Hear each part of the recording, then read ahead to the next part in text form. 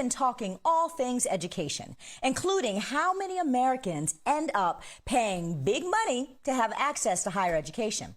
According to the latest report on household debt and credit, outstanding student loan debt in the U.S. currently stands at nearly $1.6 trillion. To no one's surprise, there are more women and people of color riding the debt struggle bus.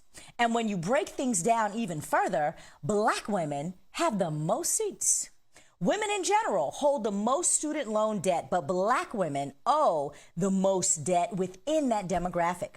We have to pay an average amount of $41,000 to $75,000 after graduation. Racial and gender-based pay gaps are the main culprits here. Black women are the most educated group in the country, and yet we make jack compared to what white men do. It's disheartening because forgiving, or at the very least reducing, student loan debt could service an economy that we are the center of. Our economic security is foundational to the economic security of the entire black community and, quite frankly, the entire country. But how can America service black people in an economy that doesn't serve everyone fairly to begin with? And what can we do about it? Andre Amperi is here to help us answer that question. He is a senior fellow at Brookings Metro and the author of Know Your Price, Valuing Black Lives and Property in America's Black Cities. Andre, thank you so much for joining us tonight on Amplified. And I want to know what you'd say to my first question. How would canceling student loan debt specifically bridge the racial wealth gap? Well, we did a report, my colleague Carl Romer and I, where we actually measured its impact on the racial wealth gap. And what we found that the more student loan debt you cancel, the more you close the racial wealth divide. And we know that the racial wealth divide is, we see white families having about 10 times the amount of black families. And when it comes to collegians, white collegians have 11 times the wealth as their black collegian counterparts. And so it's imperative that we close this as a make this a racial justice issue and close the wealth gap. And we also just saw some of the benefits of freezing student loan debt on the economy during the second and third quarters of the pandemic. We actually saw a small spike in home ownership among millennials. Now, certainly their ability to save money contributed to that, with the shops being closed, clothing options being limited. But it also was a result because we froze student debt. People use that discretionary income to purchase homes, largely in black neighborhoods. So you saw a positive impact overall by freezing debt. So now is the time to cancel it totally and move to a more equitable educational system where we don't have to pay for the services that society needs. Listen, you are an economist, or you study the economy.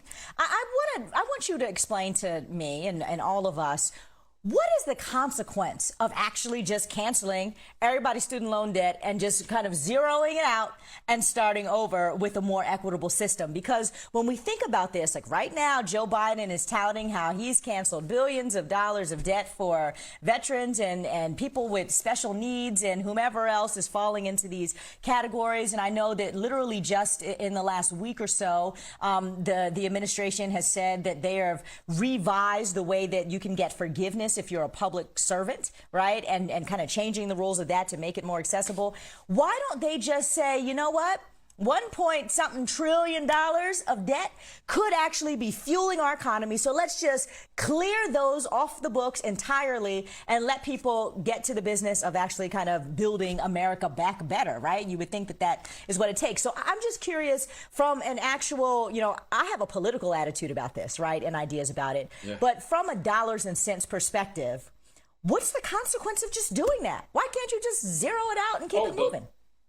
Yeah, you actually can. It's not going to be a cost on the economy. That those dollars are already let out, and more importantly, as you stated, it would have a positive impact on the economy.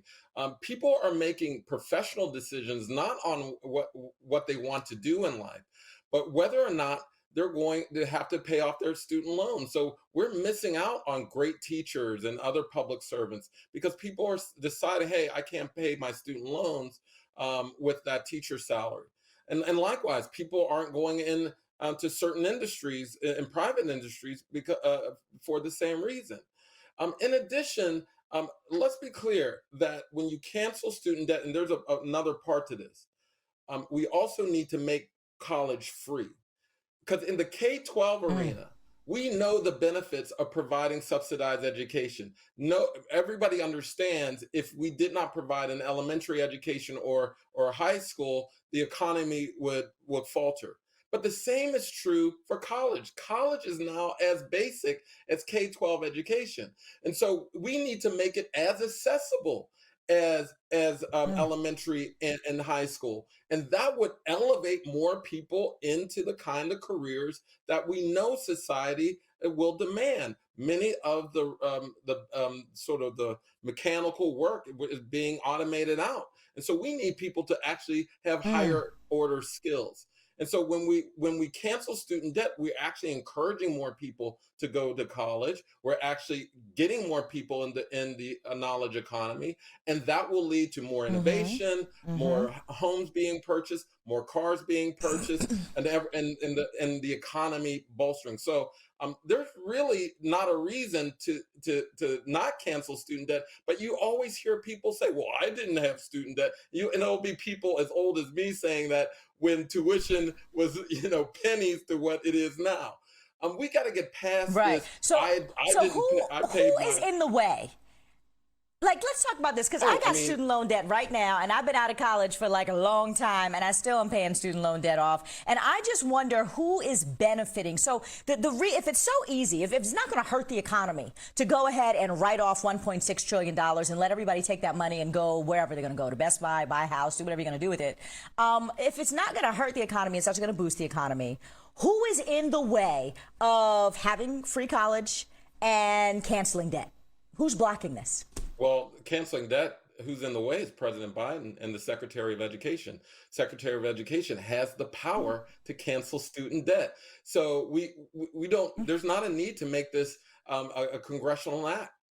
I mean, actually, Biden's already canceling student debt, as you mentioned, among folks who did service, among those who went to schools that were high loan schools and with students didn't get a job.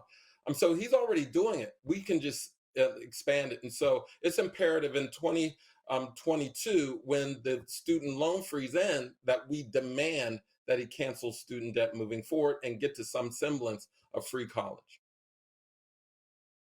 All right, well, y'all heard it here. This is not something that can't be done. We just need the political will and the pressure on the politicians to actually get it done. I am on team cancel all the debt because Aisha has other things that she needs to go invest in as opposed to continuing to pay off her MBA. But nonetheless, Andre Perry, thank you so much again for coming on Amplified. We will have you back to talk more about the racial wealth gap and black people and money. So I look forward to seeing you again soon.